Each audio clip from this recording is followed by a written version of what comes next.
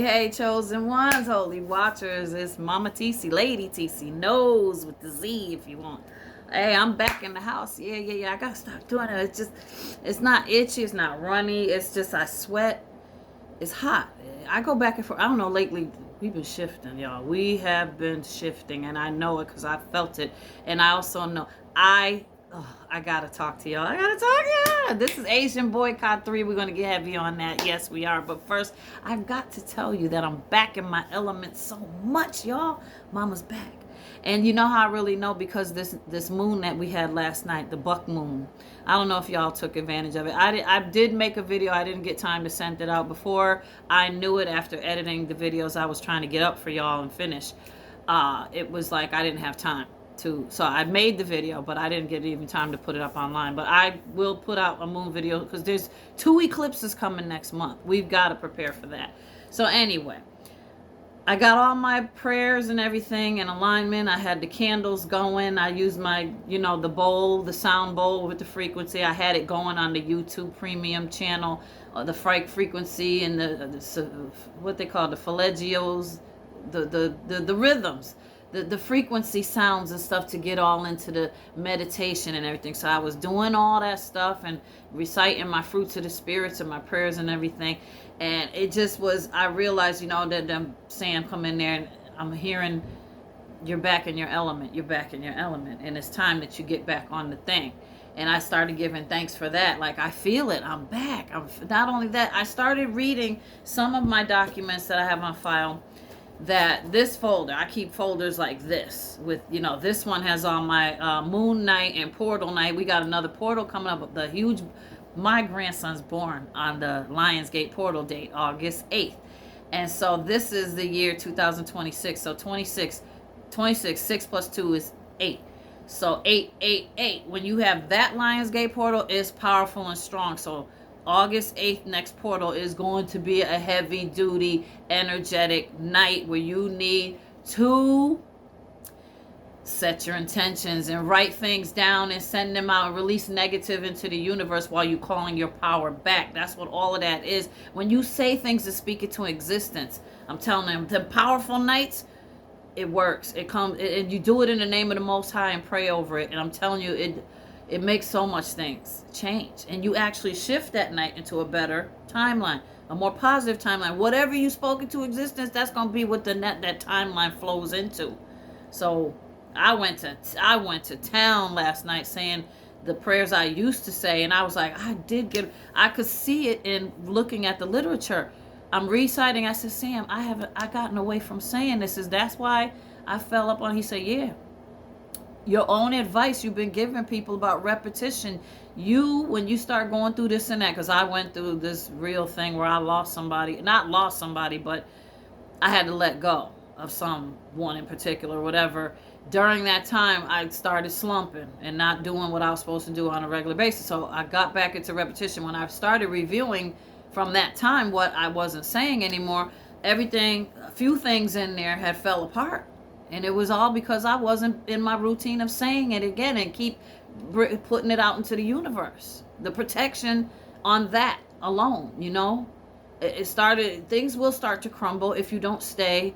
I'm telling you, that concept of time, if you break from that, if you break from a routine that you're doing that keeps you in alignment with the Most High and the positive things that happen in your life, that's when the negatives get in there. That concept of time, that's what I keep trying to tell y'all. So yeah, I did, it's itchy, it is itchy. Anyway, the chart that I have here, this is the 7 chakra chart.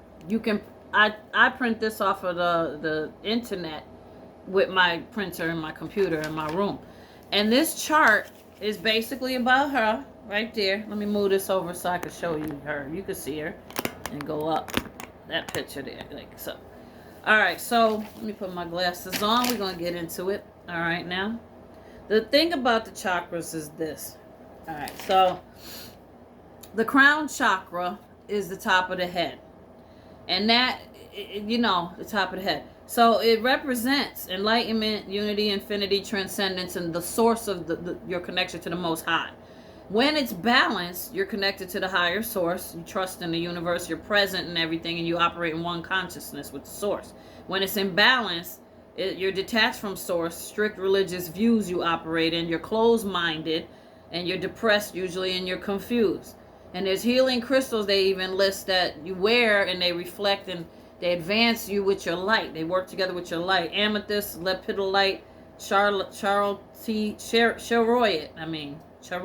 selenite, clear quartz, howlite, rainbow moonstone. And so all of these are listed here that show you crown chakra, pineal gland, which is your third eye in the forehead, right bop there. It's usually between the brows, the eyebrows, and the indigo in color. The crown chakra, obviously you can see that you can't see it on this, but it's violet and white in representation. And then you get down here, throat chakra is blue, the throat. Then heart chakra, green, pink, center of the chest. No, that's that one. So the throat, it says is blue. I don't see no blue up by her throat. Anyway, there's something right there. But anyway, then you go down to solar plexus down near the belly. That's yellow. And sacral chakra is lower. Orange pelvis. See, some of them colors are outside here on this chart that I have with my head here. So, you know, there's that green they were talking about. It's all up in here too, you know. But anyway, the chart gives you all of this, and it breaks it all down, and it teaches you, shows you so you can keep it in balance and everything. So, I'm going to put her back in order. All right, there we go. Come on. There we go. So, yeah. Asian Boycott 3. We're going to get back into that. But, yeah, when I got back into all my paperwork and started going over and reviewing it and recognizing I already got listed everything, what to do, and setting intentions. And I did put together a moon video yesterday. I'm still put it up there so you can utilize it with any moon that comes up. And it gives you affirmations, intentions that are written down, but you can create your own, and you could even Google it and look it up. And setting intentions is setting things that you foresee happening, and you declare when you're doing all that it's already yours. You declare everything already positive in your life. And then you send out all the negative by, you say, I rebuke all this, I cancel this and that, and then you throw it into the universe and never to return to you, return to sender. So yeah, all these things, I have so much material on it. When I was looking through it, like I said to y'all, I realized, and Sam, when we were like, he validated, he said, yeah, you got away from it. You can't do that. You've got to stay in what you was telling everybody else, that repetition. You got to stay doing that because... So listen, I got to practice what I preach. Yeah, I'm admitting it. I don't care. I'll admit it. You have to, because that's exactly what happens. In the concept of time, something bad happens. Or even something good happens. You get thrown off and you start focusing on that one thing. And you notice, look around your house. You start focusing, okay, say somebody getting married and you're very involved in the wedding. You notice how your house starts changing. All these things start popping up all about the wedding. Everything's all about the wedding. You start watching new things on your algorithm on the TV about weddings. You see, it interrupts your concept of time. And it takes over at some point because it becomes that new thing you're concerned with. And so other things get pushed aside. With the Most High, you can't do that. With being chosen, you can't do that. You still have to tell people, listen, not right now. At this certain time, everything is cut off. I have to go do something. You don't got to explain everything to them. But stick to your routine of raising your consciousness and saying your prayers and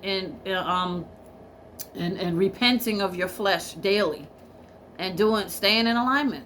That's it. Alignment comes from routine, repetitious, and constant learning and all that. Okay, so back to this Asian Boycott Part 3. Okay, I don't even like talking about this whole situation here, but, you know, we have to, because we have to recognize it for what it is.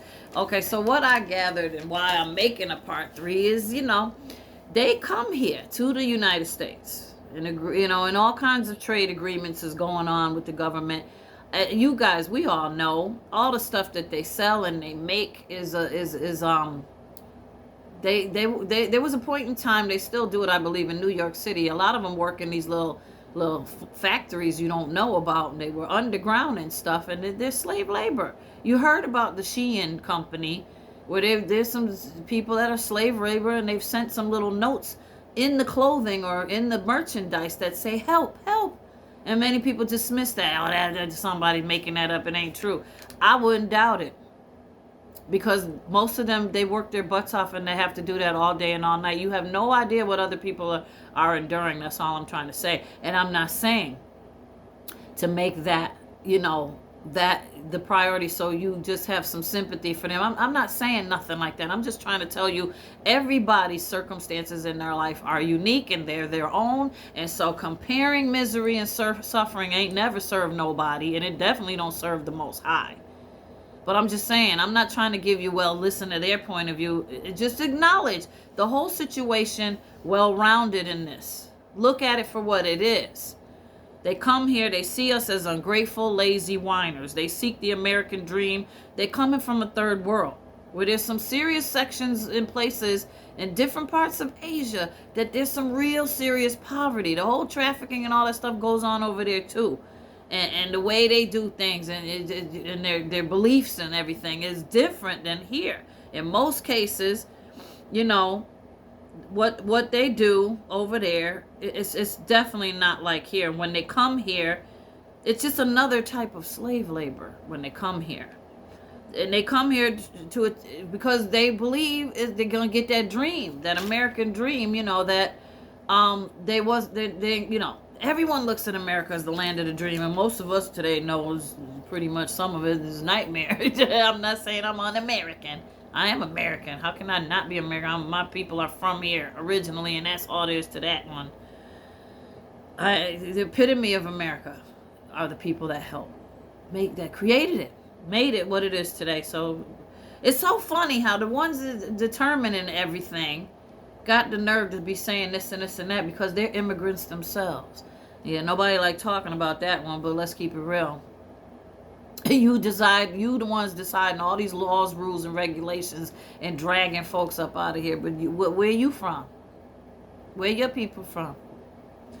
Okay, any user. So the slave labor thing, like, even though they're over here and they've come over here and they thought, whatever they think and thought, come on, look at where they work.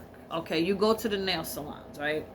And I've gone in the back to wash my hands in their bathroom, and I look around, I'm just not going to notice what I see. They got a little microwave back there on the table, some salt, some pepper, I think, and fork, knife, spoons, and they got the bowls and these big, huge boxes they get from Costco. Usually it's them ramen noodles, them cheap ramen noodles. That's what they got to run and eat for lunch and then get right back to work. Come on, even us at our regular 9 to 5, we get a nice lunch break. It used to be an hour when I was coming up. In the 80s, when I was working my butt off, the jobs at least gave us an hour lunch break. Then it started dripping down to just 30 minutes, just really squeezing us as that, getting that slave labor in there. So I'm just saying, like, the place may look nice and everything. They were promised stuff when they come over here. They promised the American dream. All people, I believe, when they immigrating over here, they're being promised, I'm going to go to America. I'm going to get that education. Look at the things they've been pushing. I mean, they went after affirmative action, and it turned out to not be what they thought it was going to be. And we sitting up here, we could have told you. We could have told you. DEI, we could have told you. We could have told you. And now they done changed this law based on what happened with C-19. Like I said with the last video, and that young man talking all that smack. Oh, that we was getting unalive by y'all people because of what they were saying, that we were the ones that started all that. But the whole thing is they got this anti-hate crime bill, and they actually put the effort and went out there and made it happen. And they wouldn't, like we said, you wouldn't have been able to do all that without us fighting for civil rights in the first place. And these other groups come here and take advantage. I get all that. I really do. But you got to understand, when they come here, everybody's thinking on their own circumstances and situations is what I'm saying.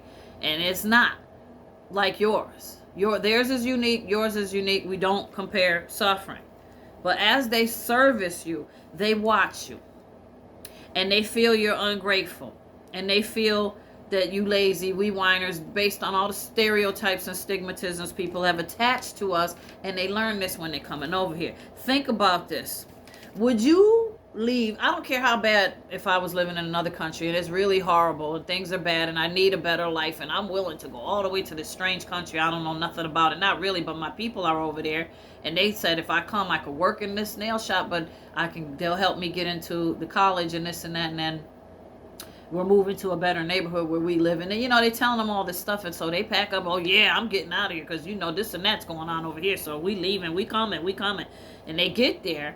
And then they realize working in the beautiful nail shop and all that, they down there on their knees, take care of Myra's feet. You know what I'm saying? Ain't nobody want to work on Myra's crusty feet. What's she saying, Queens of Comedy, Monique? The monkey feet. And I'm not talking about black, white, whatever. Listen, there's some white ladies going there, YT ladies, and they got the crustiest feet ever. Veins all showing and crackling and toenails looking like Dragon Tales cartoon. It's just, can you imagine day in, day out, you got to do somebody's feet?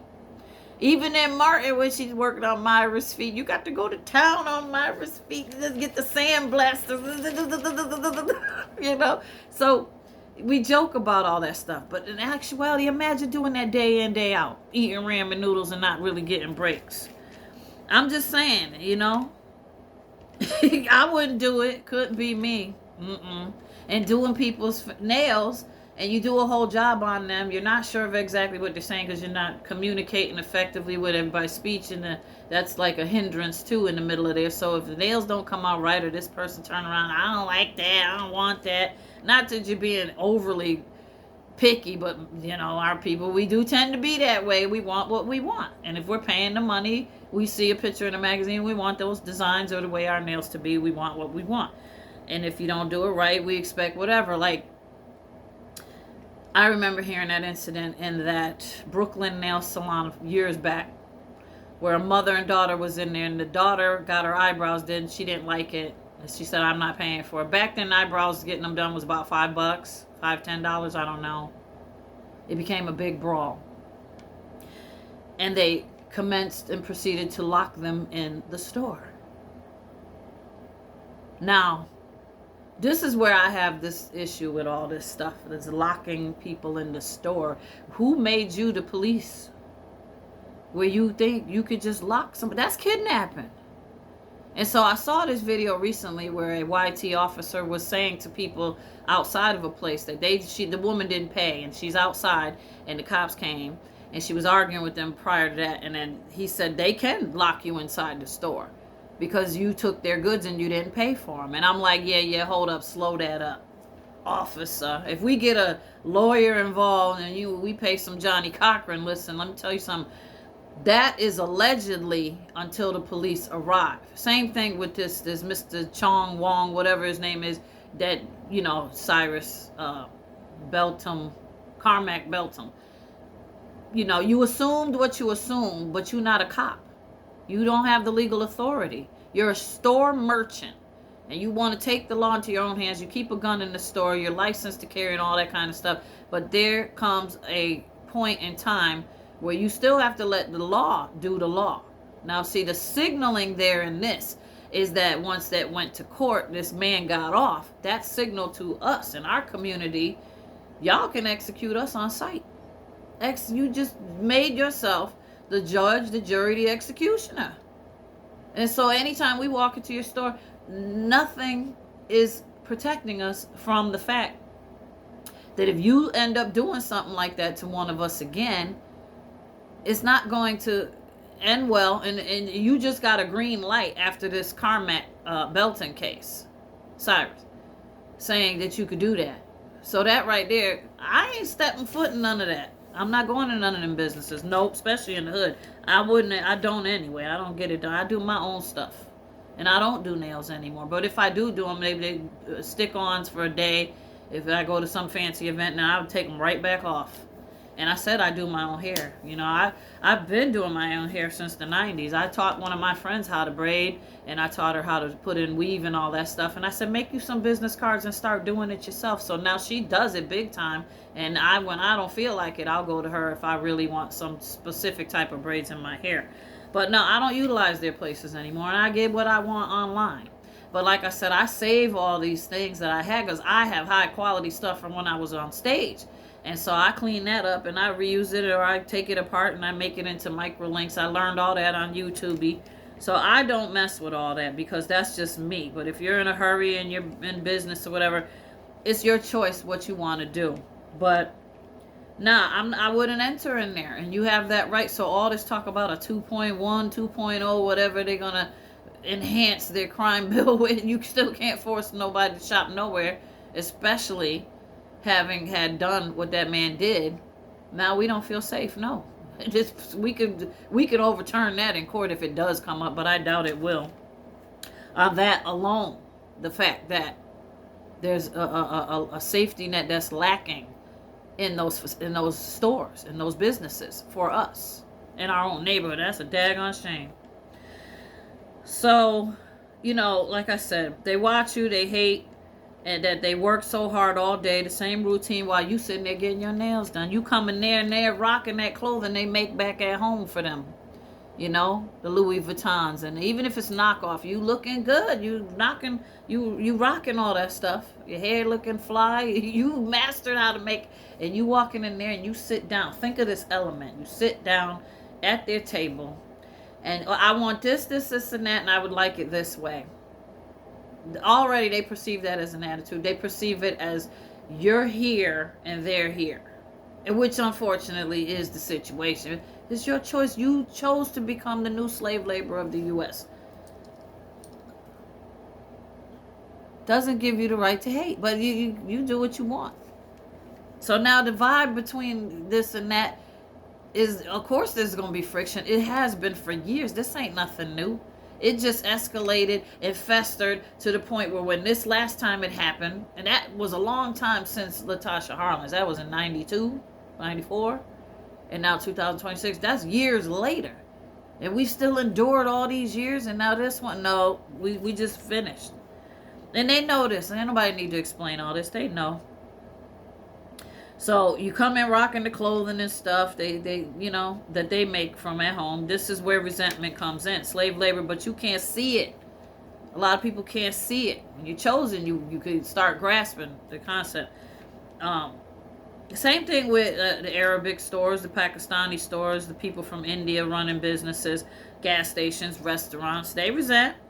They're here to prosper off of you, who they see as ungrateful, and they see you in them stereotypes, the light that's been shined on you, which dims your real light because you just labeled us that way.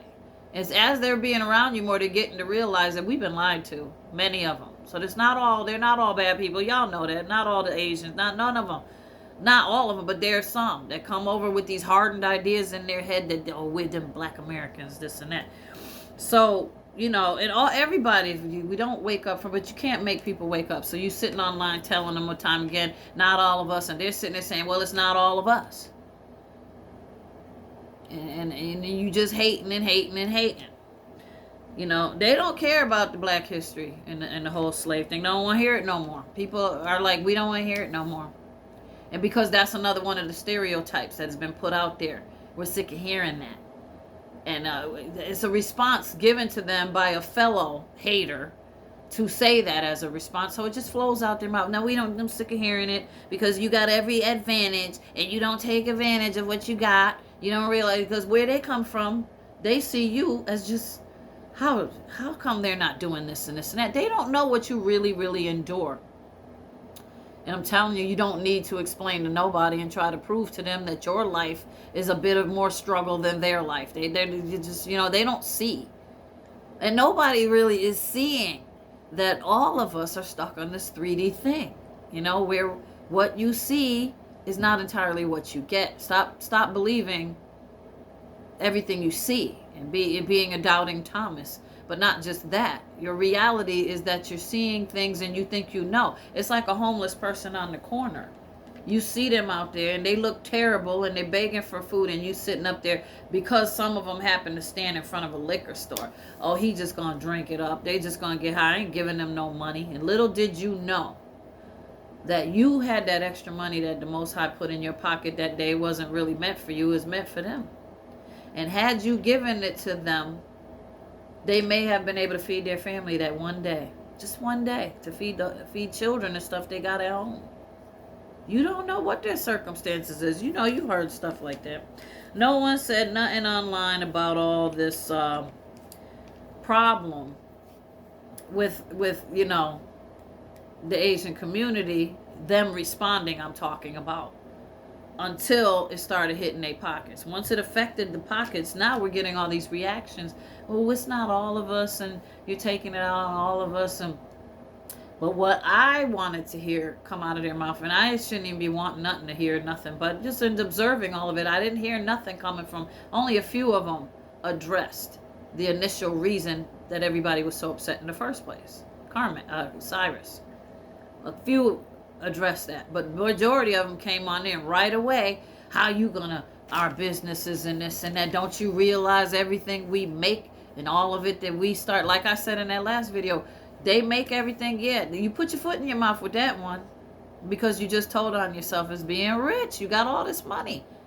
But am I right? Are they really rich? Because like I said, they're like a form of slave labor. So somebody got a hand in that that's above them, that's really controlling all that, and they got to pay into that or whatever. So they're not rich like you think. But they still, when they come over here, because they have a systematic way of their doing things, they end up with the houses. They're getting bigger in the educational system. So they are owning businesses and things like that. And to us, they look like they're prospering so greatly. And I still believe they are. Can I say more than us in certain instances and cases? And so we're getting flooded into our country with more of them from all different parts of that continent, because they want that same thing to happen for them. But it's not happening for all of them. And now we put a dent in all that by doing this whole boycott thing. You messing up their groove. You messing up their flow. And so now you're going to hear that. And that's what they're coming back with. But it just is so reflective of exactly what's wrong and what's on their mind and what their major concern is, and why they have such a discontent towards us. It's all coming out when they throwing themselves up online. And it's coming out in you too. Your anger, hate, resentment, and all that stuff. So isn't it amazing how God shines a light with this year of the years of exposure and the Jubilee season? And in the age of Aquarius, it's all coming out, and everybody could see it clearly.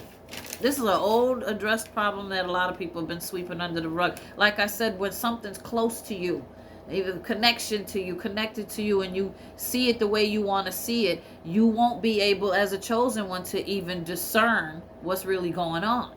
Going all these times you've been going in the stores and getting your nails done and getting the massages and the beauty supplies and all that, you haven't, you question sometimes, well, why am I buying all this stuff? And they making a lot of money, but you want what you want, so you get what you want and purchasing all that. You're content with that, and you just let it keep going on and on. Until like today, the chosen ones are waking up to the narcissist in their life and the characteristics being gaslighting and all that stuff. You're waking up to it, and many of you are walking away from that and willingly going into your solitude time, your isolation. And that's God squeezing you, shaping you, molding you to get you to turn to Him in your solitude time. So you can further get the clarity and awaken and rise up higher in your consciousness. That's what you got to do as a chosen one. Now, part of that journey is also this. Otherwise, the Most High wouldn't have exposed it. Everything's being exposed for a reason. Get up out of them dang stores. Get up out of using them type of things on yourself and just be you. Until you get back to that, He's going to keep on with the lessons, with the exposure, with the, until one day, I guess you're going to look so ridiculous, you ain't got no choice but to stop. If the world, like Chicken Little, the sky is falling. If the world becomes to that point where everything's falling apart, are you so concerned about your beauty supply stuff? Listen, let me tell you something, Linda. I can recall when that whole Ferguson thing was going on, when Mike Brown was, and I'll never forget watching the rioting on TV, and they started burning stores and stuff down, and I saw they went into they broke into that beauty supply store. They was all running out with packs and packs of that hair. I'm saying that's what they worried about, is if the world is collapsing, let me get that hair. You realize how you look? I can get that hair. And it's embarrassing. And it's sad that they got my folks like that. Forget that hair.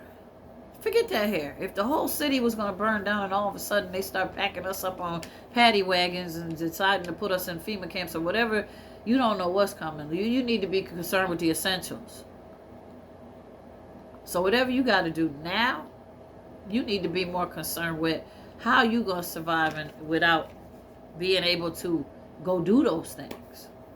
Can you live without them nails? Sure you can. I do. I was born without them. I can. And I don't care. I don't care. Keeping them neat and clean is more important to me. And healthy. Especially with me having medical issues. Like if I get rushed to the doctors or something in an ambulance, you know, they have to be able to see the nail beds. They'll tell you that. Because they're looking to see if there's cyanosis, that purple. I was a nurse for 28 years. They need to see that either with your feet or with your hands. So I usually don't put no polish and all that stuff on no more. Unless I'm going to an event. And then it's usually just the fingernails I do, but not the feet. Anyway. So these places, how they treat you is whether you choose to accept it, whether or not. If your mind is focused on getting that product and getting it done and looking good and you need it for this reason and that reason, you ignore the signs, the red flags that the Most High has already pointed out to you. And your intuition, your raised clarity and consciousness has already told you. They mistreating you. And so you're willing to accept that because you want what you want from that store. So you complain about it all the while you're still sitting up in there. They want your money and then they need it. And now they need it. And that's why this whole beef is starting to reflect that. Like, oh, you messing with their business. They up there making videos. So, but forget all that with them. Build up your own. Worry about your own. Do for yourself and let it operate through the Most High, like I said in the last video. Do your own hair. Create your own food. You can get them recipes of what they cook online. Create products. Y'all know this. I keep seeing videos where y'all talking about it. You can become your own entrepreneur, selling your own products and stuff, making things. All of it's already happening now. No need to explain to nobody online. Don't ever tell the right hand what the left hand is doing. You see, you don't do that. You're doing stuff, keep it all in the war room with the Most High. And gather your things and start working on it slowly in private. Now you don't let everybody know what's on your mind. Okay, they keeping an eye on everything. What you think Big Brother's out here for, these flock cameras and stuff? They're watching us for everything. So when you come up with these ideas and stuff, notes taken. Did you hear what they said? They're thinking about doing this and this and that. They want to open up businesses. They want to take over the spots of the Asians and get stuff back and run it in their neighborhood. Black Wall Street. You see? They watching. They observing. Stop running your mouth about all this stuff. Give it to the Most High. I know this is the only communication that we seemingly get across to each other as. And it's okay that you said it and all that. But now that it's out there, you know, we got to start doing things on our own, in our own way, but focusing through the Most High. As they lose whatever they're going to lose, if they're going to lose it, and they claim that things are shutting down, stores and doors are closing, you focus on the Most High and gather up and prepare and you know, solidify, get stronger in your 9 fruits of the spirits and preparation for your own turn, in great favor and high abundance and great substance that's going to be coming to you. But you got to do it through the Most High, like I said. Remember, the grass looks greener on the other side. What we complain about with businesses, buy them, and how some people complain about our own businesses that we own and run, that we have. All that needs to be dealt with before you can even think of this new idea coming into focus and play. The grass looks greener. Trust me, they got problems with their businesses. You can be hearing about them. They fighting with each other over customers. I've seen a video with that going on. And then we hear about the black-owned businesses where people complain about that. Well, when I go there, they do this, so that's why I'd rather go over here. Tighten that up before you think about opening another one and taking over the remnants of whatever somebody might lose, you know. Do it all through the Most High, and then He will build it up so that you make a compassionate, loving, sound business that people will stand by. It will stand tall forever and be lasting in Christ.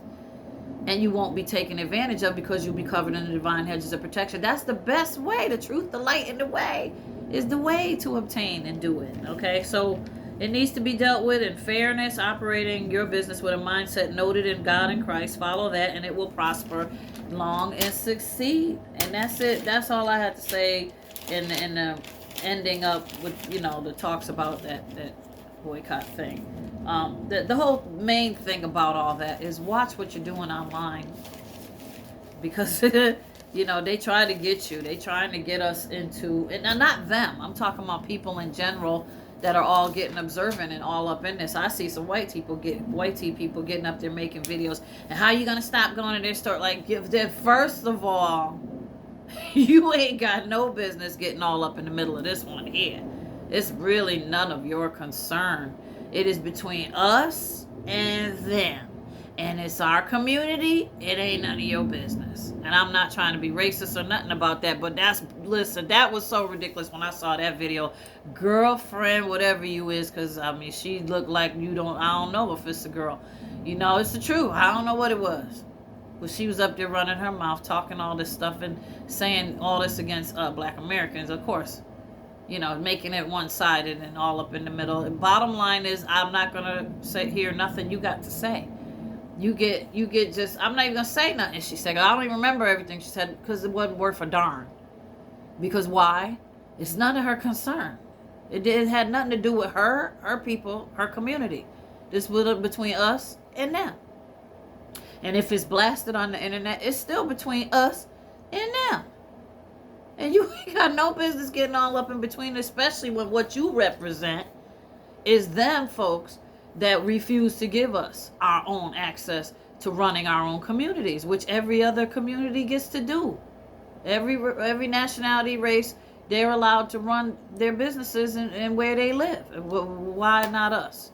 We have some scattered here, there, and everywhere, but not like, listen, I could go downtown and to where my hometown is, and there's a whole section side of town that is the Italians. They got the bakeries, they got the casinos, they got these little cobbler shops and stores that they make certain specific things and sell to certain clothing and all that. They have that. The Portuguese run this and that section of this town, and then you got the banking and the credit union with the Polish credit union. I mean, listen.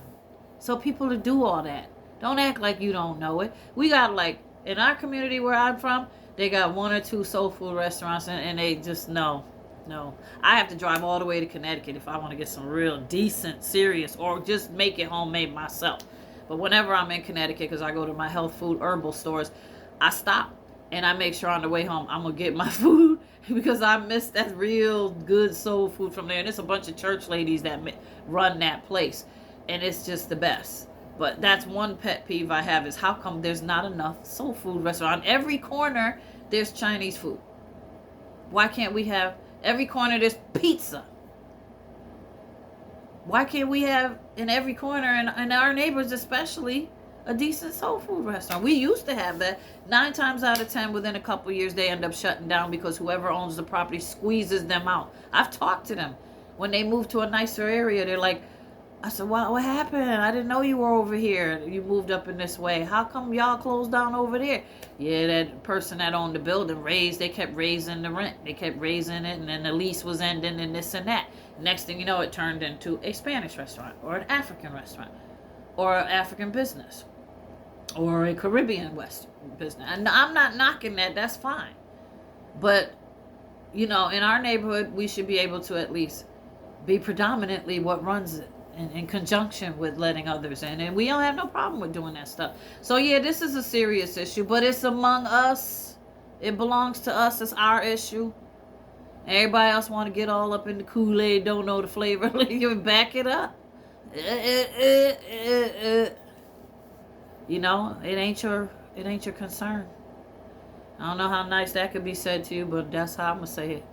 So yeah, that's the ending there on that whole issue, and we're gonna see how it all plays out and leave it in the hands of the Most High. Yes, leave it in the hands of the Most High. So yeah, I'm so excited and looking forward to more and more that we're getting into. Yeah, and so we will go over things like the talks about this, the Watchers, and this being connected to you. I'm gonna go over auras again with you.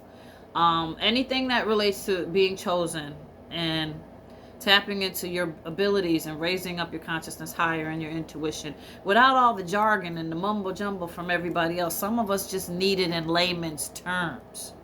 And the more you advance your vocabulary and speech and knowledge and what you're picking up and learning, you're going to see that you're flowing in a way where some other people just can't relate to it. You ever notice that? You start saying stuff like talking about timeline shifting and all that, people will downplay it that aren't still stuck on that 3D stupid. They'll downplay it. Oh, she's all tripping on that stuff and she's into that new age and, you know, well, I don't know what you're talking about. You sound crazy. They really are not well with themselves because they don't know what you're talking about and they don't even want to look into it. But I'm telling you, if they are chosen and the Most High deems it necessary for them to turn their life around, they're being squeezed, pushed, prodded, whatever, until they finally sit down and focus and say, but let me go look at what this is all about, what's going on. And when they really look, everybody has their way and path of how they're going to wake up and arrive to the conclusion and start, you know, the spirit moving in them and raise their consciousness. Everybody's on a different path. We can't force nobody. You just give them the knowledge, present it to them, whether they're going to receive it or not. It ain't up to me. I'm speaking to the chosen, y'all. I know y'all are going to receive this. Somebody out there going to receive it. I don't care about likes and subscribes and all that. If you want to pay into the kingdom and send a little something, I told you we're building up something because in the last days, what's getting ready to come up, and when circumstances happen, we're going to take those funds and turn it into something that will benefit the chosen ones, where we gather and we provide food and ministry and love and compassion and maybe shelter. We can get to that point. We want to provide some type of shelter place, safety, you know, like the group I told you on the line called Shattered Paradise. They have limited videos on Tubi now because they got a Patreon, whatever, but they have a place out in the wilderness that they put together with a farm and everything, and they have that going on, the prepping thing, and they're doing the darn thing. And I foresee that. Me and Moni Mo, we foresee that, and that's what we're about. We know that is promised to us, and it's going to come, and we're going to be very pivotal in that. I'm a former nurse. I was a nurse for 28 years. I have a lot of background in that, and now I'm very educated in holistic health because of my own health, and I've survived 2 near-death experiences and recovered from this and that, and I'm still dealing with these things, and I've navigated my own self, and I'm still here. And I was told I had a year to live in 2006. Mama's still here, 61 years old, still here, fighting all this stuff. I mean, people in my life, not only have they backed away from me because I'm chosen and my light is too strong for them and it frightens them. I've seen it. I see it. Not only have they backed away from me because of that, they've backed away from me because it's like Lazarus come back from the dead. How are you still here? You know, I look at a couple of people in my life, you know, that I grew up with, and I don't have nothing to do with them really no more. But I love them still and all that. And I think of them as in that Wizard of Oz, that wicked witch.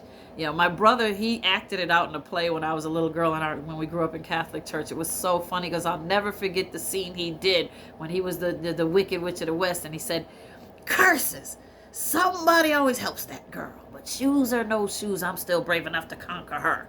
And woe to those who try to stop me." And whenever I see this one person, I always think of that scene. That's the Wicked Witch, and ooh, curses! Somebody always helps that girl. Who's she talking about? But she, you know, whatever. I'm gonna get her. I'm gonna conquer her. I'm going to defeat her. She's got that same mentality I was trying to tell you about with that whole Wizard of Oz thing. That movie's so deep if you really look at it for what it is. And like I said, go watch the song part in The Wiz, where she sings in the end and the dancers come out in that song, Brand New Day. Type in Wiz, the movie The Wiz, song Brand New Day. Watch the video with Diana Ross, Michael Jackson and them, and the people coming out of those old suits and everything because they were dead in Christ, and they were workers and slaves, and they come peeling out of those outfits, and the music, and then it's Brand New Day. Oh my stars, you gotta see it. It's amazing. Okay, I'm not going to an hour. We just hit almost 45 minutes. I love you guys. I will see you in the next one. It's Thursday, so yeah, it's time for me to get prepared for that run around and get groceries and all that stuff week. So it's time to get into some serious heavy duty cleaning and throwing things out and start with the new. I'm telling you, I'm back. Mama's back. After that last night buck moon whole thing I did, I'm back. It was just so evident, and I woke up refreshed, and I just know that I've crossed into a better timeline. We're here, y'all. We're here, y'all. And there's so much more coming up, and we're gonna be covering all of that. So I love you. Love, light, and peace, y'all. We are the synergy of peace. So yeah, come on back. Stick around. I love you. Love, light, and peace. And I'll get you in the next one. Mwah. Lady TC knows. Bye.